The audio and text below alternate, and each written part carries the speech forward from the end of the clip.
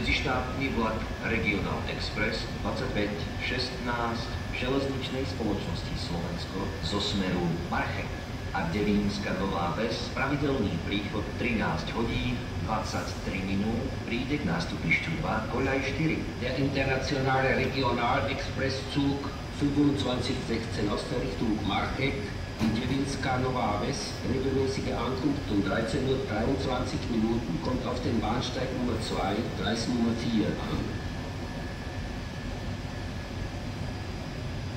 Express 609 Tatran železničnej spoločnosti Slovensko smer Trenčín, Žilina, Poprad, Tatry a Košice pravidelný odchod 13 hodín 27 minút stojí pri nástupišti 3 Koľaj 10. Upozorňujeme cestujúcich, že vozne prvej triedy sú povinne miestejkové.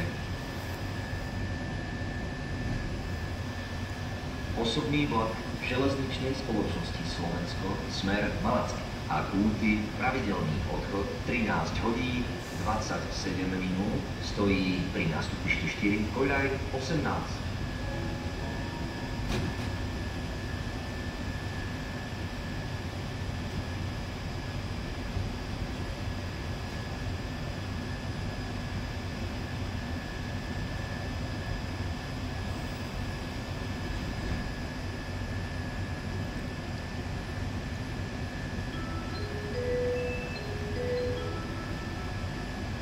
Osobný vlak železničnej spoločnosti Slovensko zo smeru Trnava pravidelný príchod 13 hodín 24 minút prichádza v nástupišťu 4 Koľaj 16.